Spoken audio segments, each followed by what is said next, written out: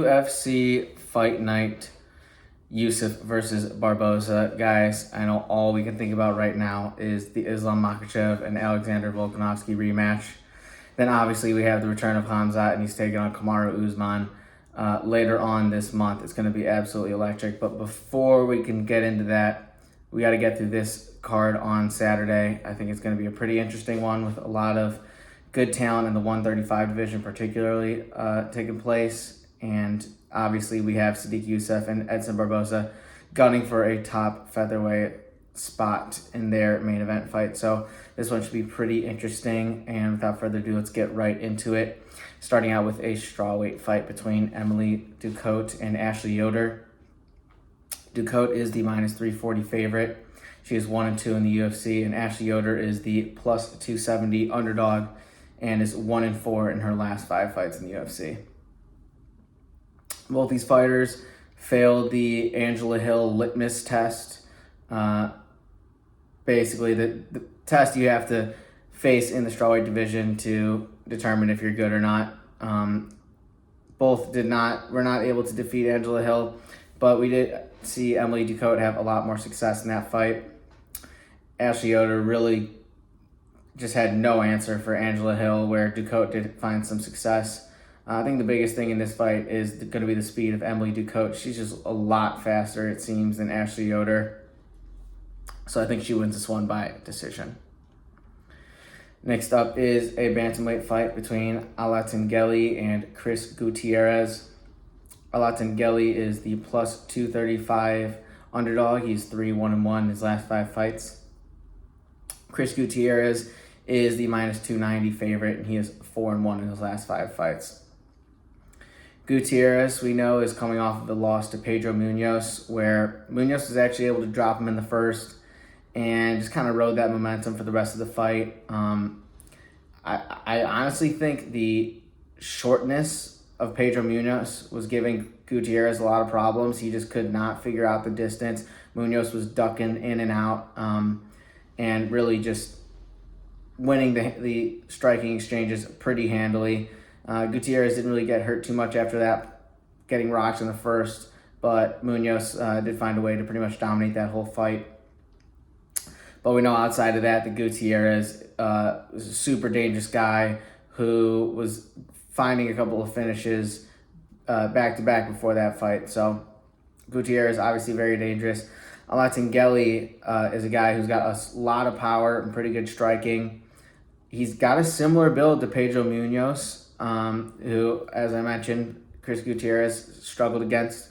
But I think Alatengheili actually has a lot more power. And I could see him frustrating Chris Gutierrez for sure in this fight. If Alatengheili, if the line keeps moving and he gets to about 3-1, I'm probably going to pounce on that line. I also noticed the under was looking like it was at plus 200 something, 2-1 odds on the under 2.5 rounds. I feel like someone's going down here. So honestly, if I wasn't picking a side, I'd probably just ride that under at plus money. But I do think Chris Gutierrez, in all likelihood, is going to win this one. You're just getting great value out of Alatengheili. Next up is a women's bantamweight fight between Irina Alekseeva and Melissa Dixon. Alekseeva is the plus 125 underdog, and she is 5-1 in her career. I believe she is Alekseeva 1-0 in the UFC? Yeah, I think she's 1-0 in the UFC. Melissa Dixon, on the other hand, is making her UFC debut and is 5-0 overall. She's going to be the minus 150 favorite. Dixon has gotten a few KOs in her short career.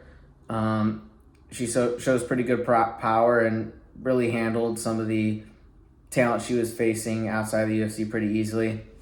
Alekseeva is coming off of a round 1 submission win where she got a knee bar in her UFC debut.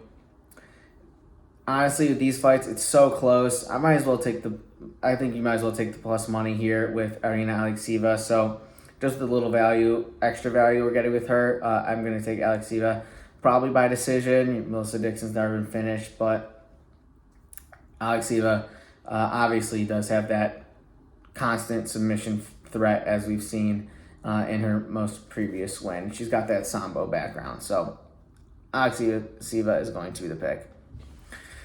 After that, we have Terrance McKinney taking on Brendon Marotte. Brendon is making his UFC debut. He's 8-1 overall. Terrance McKinney, his last 5 fights is 2-3 in the UFC, but he's going to be the massive minus 550 favorite in this one.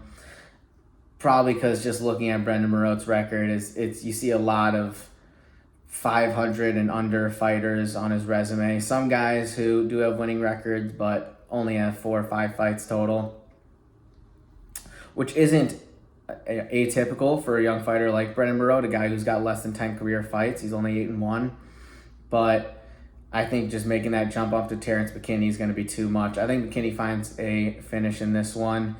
I don't see Brendon being ready for the fast start that Terrance McKinney's going to get off to, and I think that's kind of Terrance McKinney's key to success, is putting his foot on the gas early and getting people out of there. So I think he finds a round 2 finish in this one. Marotte's never been finished, so it might take a little longer, but round 2 finish is going to be the pick, and hopefully we'll see Terrance McKinney get another win in the column, so we can start building up that momentum to make another run at the top 15.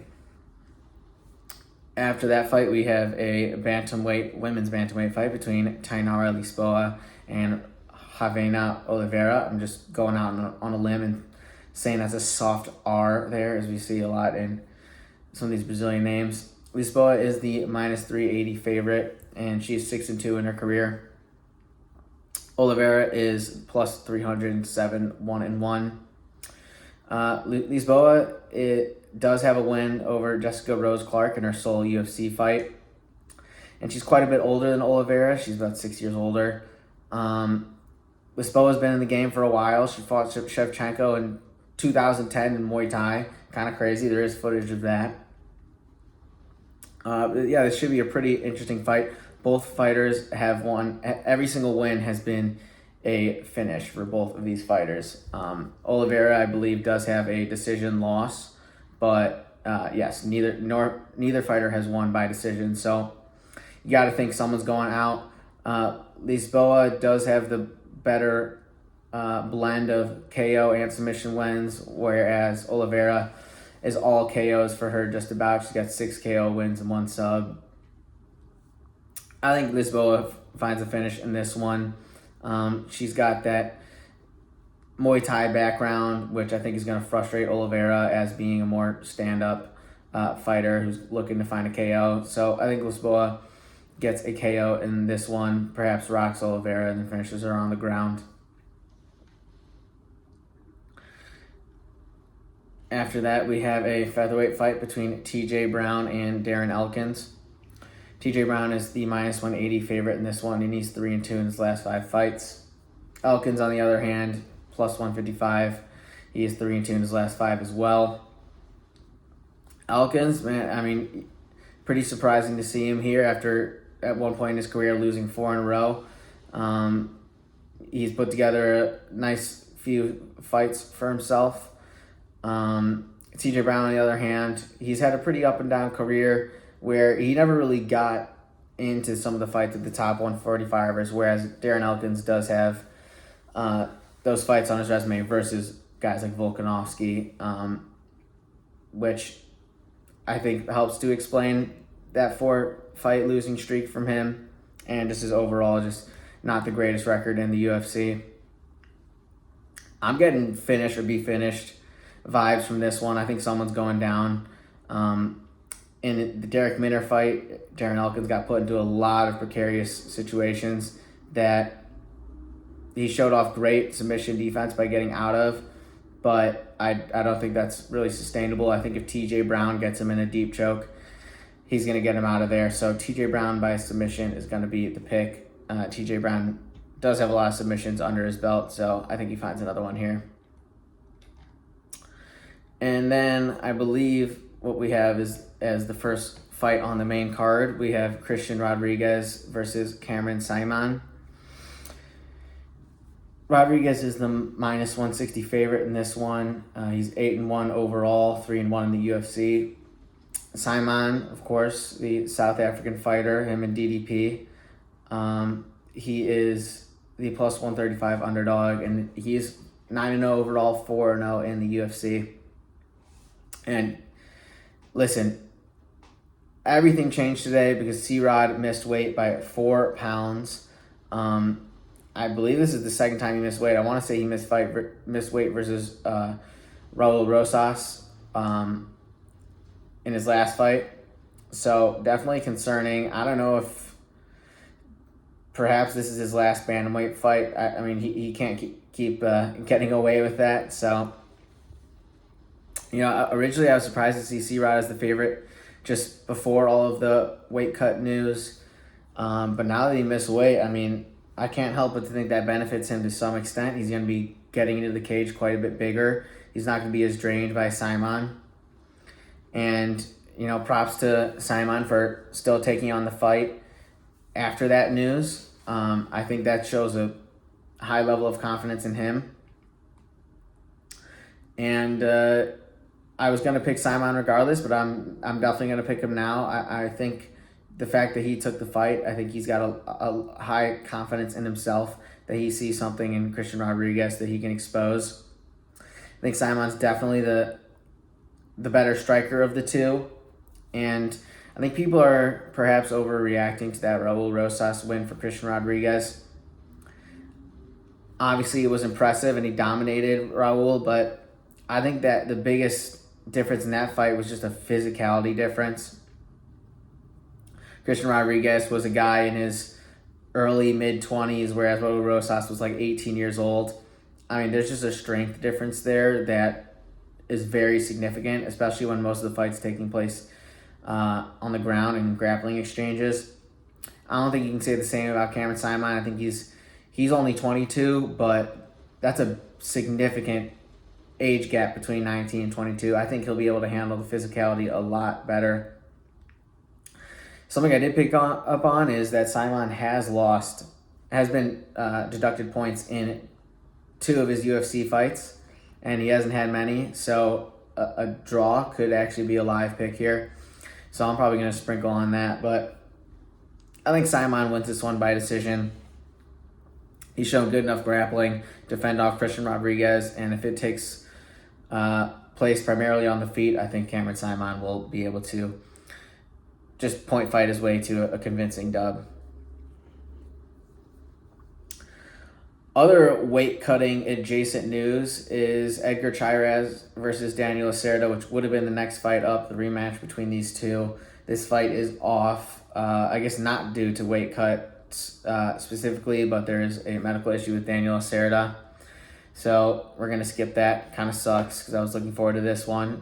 But I also pigeonholed myself into picking Lacerda just because I picked him the first time around. And that could have easily lost. So could be good for my winning percentage a little bit. So what will actually be next is a middleweight fight between Michel Periera and Andre Petroski. Periera is the minus 205 favorite. He's 5-0 in his last 5.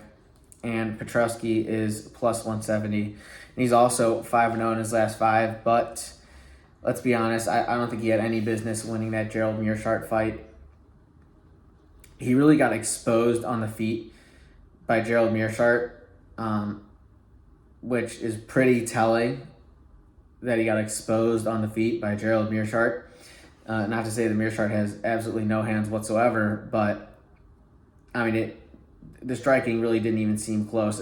Petroski was just swinging for the fences, probably only hit Meerschaert once or twice, and Meerschaert was kind of cooking where he's landing several shots on Andre Petroski. I thought Meerschaert definitely won that fight, but that's irrelevant now.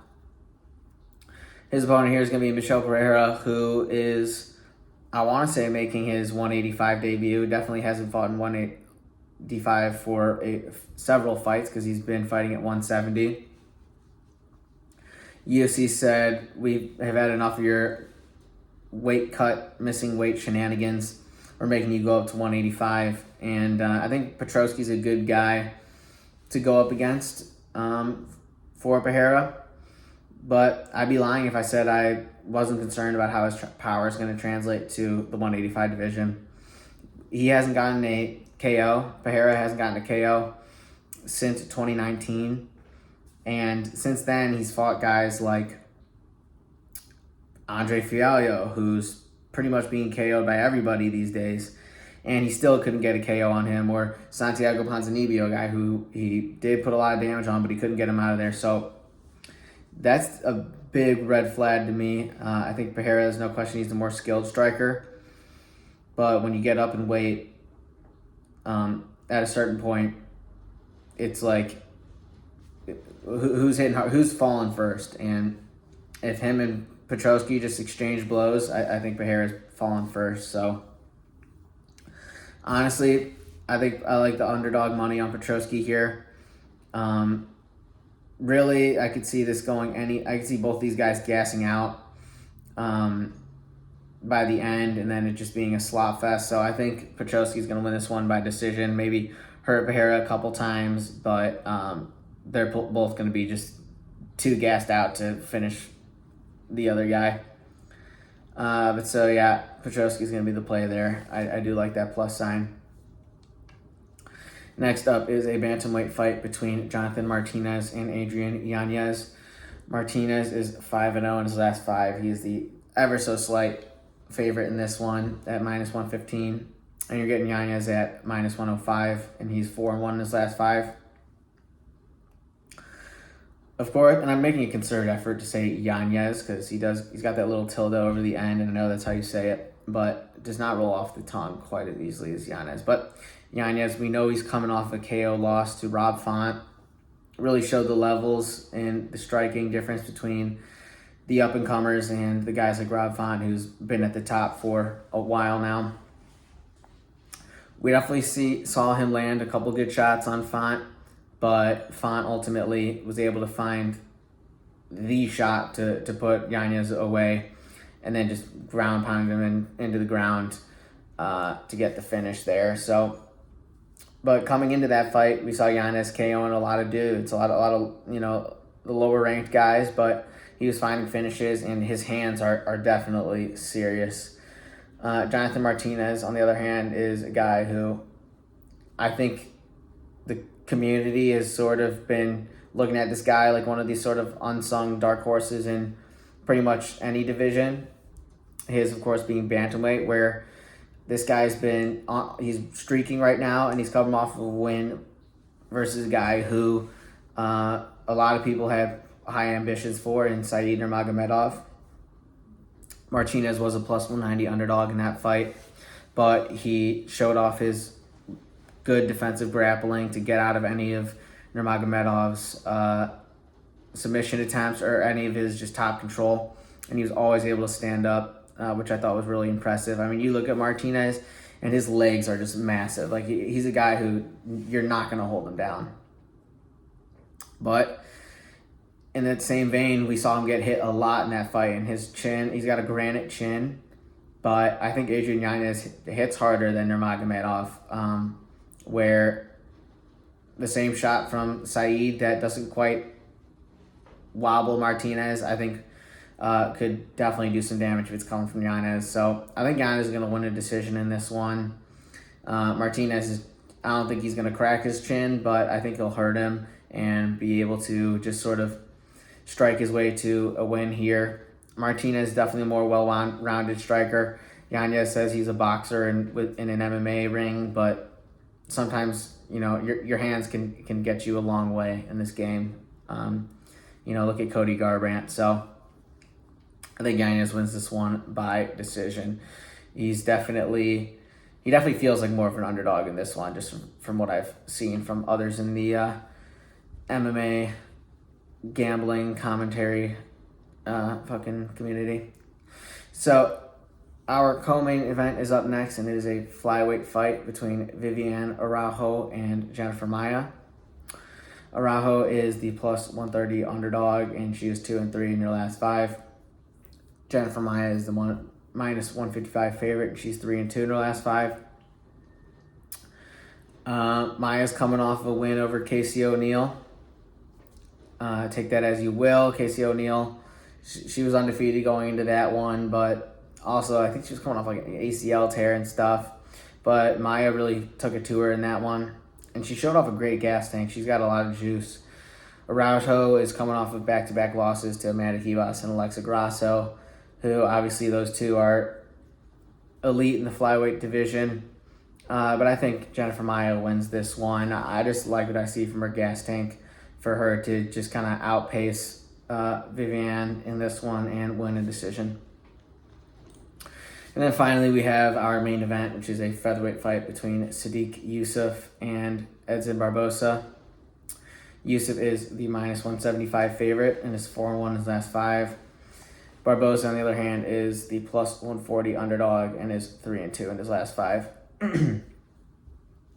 Barboza definitely showed that he still has it versus Billy Quarantillo. Got a round 1 KO in that fight. And, I mean, you know me, I'm going to watch the weigh-ins. I think there's a lot you can gain from them. And looking at Barboza weighing in, he looked absolutely chiseled. Greek god, Adonis status. The dude was just so jacked. Yeah, I think he definitely upped the chicken and broccoli in his preparation for this fight. And that's definitely one of the reasons why you can't ever count out Barboza, especially in a fight like this versus Sodiq Yusuff, where you know a good portion of it's going to take place on the feet. That KO threat of Barboza is constant. So Sadiq's definitely going to have to be wary of that. But I do worry about the gas tank of Barboza, him sort of leaving it all out there in round 1. And if he's not able to find a finish, I think that plays into Sadiq's favor significantly. We've seen him go 3 rounds and look fresh throughout the whole fight. Sodiq Yusuff is also coming off his first submission win in his most recent fight. So you know that he's got a well-rounded game. He can always show that threat of jumping guillotine or, just jumping on your back. So I think he does have the grappling advantage too. So for that reason, I'm going to take Yusuff by decision. And you know what, dude? Just coming off the tongue, that didn't feel right. I think Yusuff finds a KO. I'm going to use a little white out on that decision and change that to a KO just because I'm realizing this is going to be a 5-round fight, and I don't think Barboza makes it 5 rounds. So I'll say Yusuff round 4 KO is going to be the official pick for me. Just able to put the pace on Barboza and find a finish that way. But with that is the breakdown. I hope you all enjoyed. If you did, like and comment if you so feel. Maybe throw a little subscription in there too. And I will catch you on the next one.